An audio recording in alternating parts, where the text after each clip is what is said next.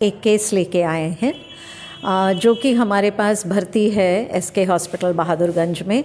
5 ग्राम haemoglobin है और उसका वो तीसरा बच्चा है। तो इस केस के बारे में मैं और डॉक्टर खुशी थोड़ा डिस्कशंस करेंगे, जिससे कि आप लोगों को ये पता चले कि इसमें क्या करना चाहिए, क्या नहीं करना चाहिए और क्यों 5 ग्राम तक हीमोग्लोबिन पहुंचता है। मैम, पेशेंट हमारे पास में आई, तीसरा बच्चा है पेशेंट का, और पेशेंट का हीमोग्लोबिन लेवल जो है 5 ग्राम है। और ऐसे में हम पेशेंट को क्या कर सकते हैं कि जिससे डिलीवरी में उसके आफ्टर डिलीवरी उसको प्रॉब्लम ना हो, या फिर बाय बर्थ जैसे बच्चे को उसने डिलीवर किया तो उस टाइम इसको प्रॉब्लम ना हो, क्योंकि कई बार पेशेंट एनीमिक होती है, उसे पीपीएच के चांसेस काफ़ी ज़्यादा बढ़ जाते हैं। तो इसमें पेशेंट को अभी हम क्या ट्रीटमेंट देंगे, कैसे क्या करेंगे, इसके बारे में आप हमें बताइए सब कुछ।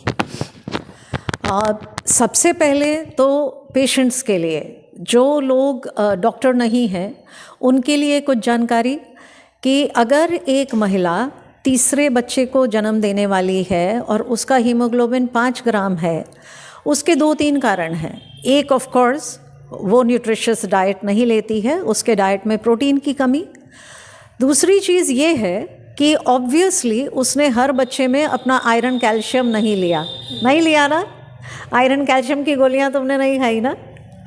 तो आयरन कैल्शियम की गोलियां क्योंकि वो फ्री में सरकार दे रही है, तो शायद आप लोग उसको बहुत सस्ते में लेते हो और उसको नहीं खा रहे हो। और अगर हम अपने 2 बच्चों के बीच में गैप कम रखेंगे तो भी अनीमिया के शिकार होते हैं। और आम तौर से जो हमारे छोटे शहर और गांव हैं उसमें बहुत सारी महिलाएं ऐसी हैं जो कि एक बच्चा गोद में और एक बच्चा गर्भ में होता है, एक बच्चे को दूध पिलाती हैं और दूसरा बच्चा पैदा करने की तैयारी करती हैं। तो ये सब काम बिल्कुल नहीं करना चाहिए।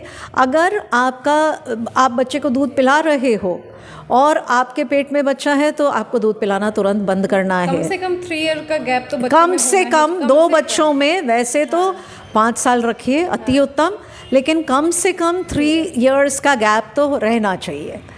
This is as far as patients को।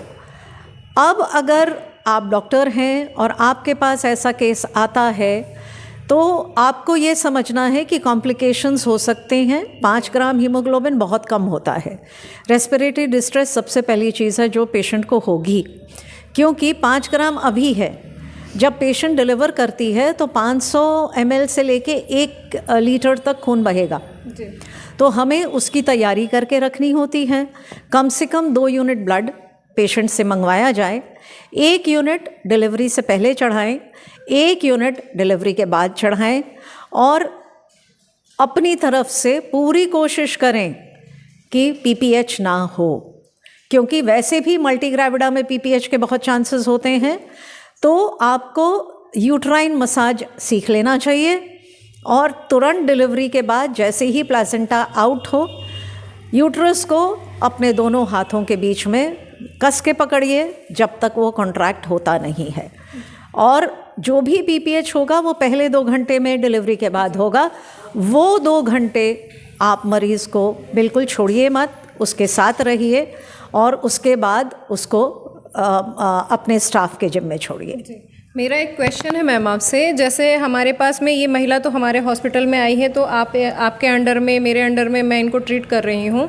लेकिन जब ये ही पेशेंट जो है गांव कस्बों में या छोटे घरों में या दाइयों के पास जाके अपनी डिलीवरी अगर कराती हैं, तो कई बार ऐसा देखा गया है कि इन महिलाओं की डेथ तक हो जाती है।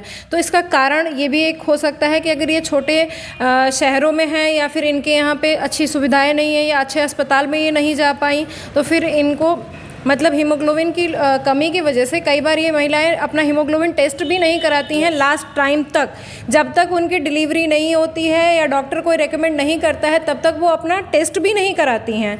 तो मेन कॉजेज़ ये है कि आप अपना जो हीमोग्लोबिन लेवल है जो प्रेगनेंसी के दौरान आप लोगों को कम से कम 2 से 3 बार कराना चाहिए, क्योंकि जब भी बच्चा बड़ा होता है हीमोग्लोबिन का लेवल और कम हो जाता है जितना ही बड़ा होगा।